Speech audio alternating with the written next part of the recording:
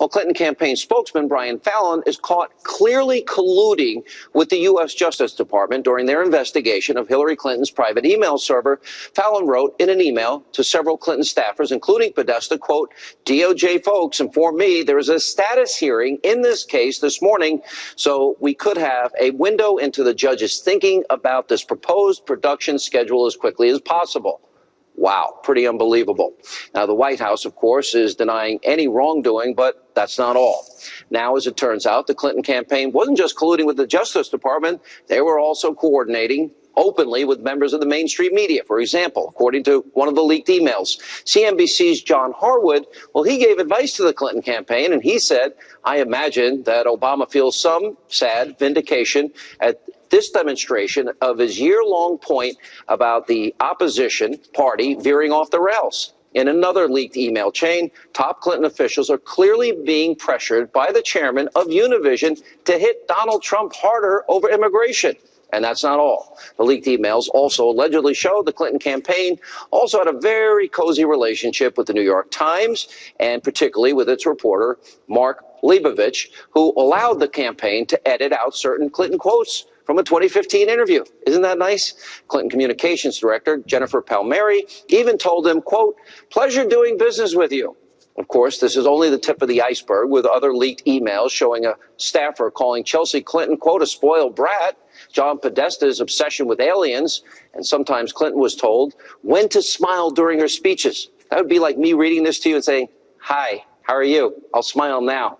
It was written into the script and much, much more. We continue with former Speaker of the House, Fox News contributor, author of the brand new book, Treason. Newt Gingrich is with us. It is spectacularly corrupt. And here's my worry. So they didn't vet Hillary. You know, I had an interview today. Kathy Shelton. Kathy Shelton was raped when she was 12 years old. The attorney for the guy accused of rape was Hillary Clinton. The story she tells about how Hillary Clinton blamed the accuser. Sometimes young girls like this have fantasies about being with older men. The evidence in the lab proved the blood was the young girl's, was Kathy Shelton's. The semen was the man accused. They gave the evidence for independent investigation, and it comes back all the evidence was gone.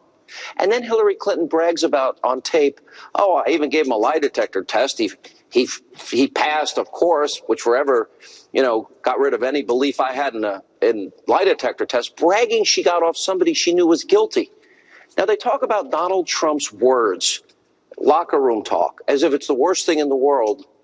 She got a rapist off, a person she knew was guilty of rape, laughs and brags about it, and we have the tape. And most people in America have never seen that.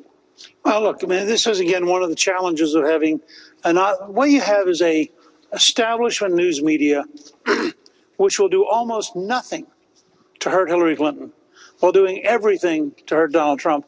In this case, by the way, 2 years after that trial, a law was passed. It's called a rape shield. Yeah. These are the kind of reasons it was done. Here's a 12-year-old girl who's already been humiliated and put through the terrible damage of being raped, and now she is further humiliated by the female attorney, Hillary, whose job is to destroy her at 12 years of age. And she did, and it ruined this woman's life. You know, one of the most, I think, egregious things I saw in WikiLeaks, nobody's reported. There's actually an email that between Podesta and Jennifer Palmieri, it says, I know she has begun to hate everyday Americans, but I think we should use it once for the first time. She says, I'm running for president because you and everyday Americans need a champion, Podesta replied. And then Palmieri said, truth. They're saying she has contempt. And then there was another point where they said, you know, their email outlines an effort to produce an unaware and compliant citizenry.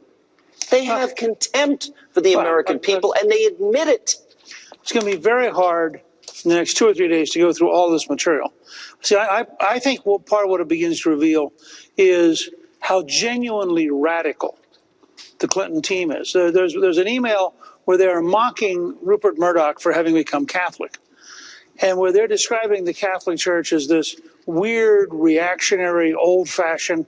I mean, begin to realize these people are genuine radicals who have total contempt for Christianity and total contempt for organized religion. It is beyond anything that I know. I look at the polls, and right now Hillary's ahead. If the election were held today, according to the polls, she would win. Yeah, but look, this is the reverse of the Trump effect in the primaries.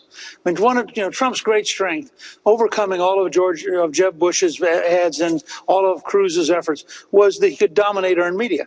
Well, you had Friday, Saturday, and Sunday morning hundreds of replays of this one tape. And the poll that came out this morning by the media research said more coverage of that tape in 48 hours than 17 years of the Juanita Broderick story. Right. So think about it this way. I love when you start laughing. Go ahead. No, because there's both a tragedy for America as a country and an enormous irony at how stupid they think we are. And frankly, some of my fellow Republicans turn out to be that stupid. Okay, you get 48 hours of nonstop, constant repetition. Then you get a poll that's taken before the debate. Then the poll comes out this morning after the debate. So if you're a normal Republican, you wake up and you go, oh, my God, look how much trouble Trump is in. Well, by Sunday morning, he had been battered with so many, so here's my last question. Okay. And then you're going to come back later in the show with your wife, Callista. Okay. Is he going to win this election in the next 28 days? And more importantly, what are we to think of a Republican Party that was so compliant to Obama's agenda, so quick to hate Trump, and never even looked at what the impact of a Hillary presidency would be on this country? And I'm starting with Paul Ryan, because he's the worst. No, I don't think he's going to be speaker. He will not last as speaker. My prediction. We'll see. Look, those are two very different questions. He's no Newt Gingrich. He probably thinks that's a compliment. Look, that's a problem. That's a problem if he thinks that. If Trump will focus all of his social media effort on driving home who Hillary Clinton really is, taking things like the open borders, 600 million people, if he drives those things home, he's going to win the election. But it will be Trump and social media defeating the mainstream media because head up war. Second, I think that the only question that we ask of every Republican is not, are you going to support Donald Trump? Are you going to help beat Hillary Clinton? Because Hillary Clinton will be the most corrupt, most dishonest person ever elected. Any Republican who's willing to help her should join the Democratic Party. Agreed. Well said. All right. We'll have more with Newt Gingrich in just a few minutes. Coming up, with exactly 4 weeks to go in this race for the White House, while Donald Trump's running mate, Indiana Governor Mike Pence will join us, and then later tonight.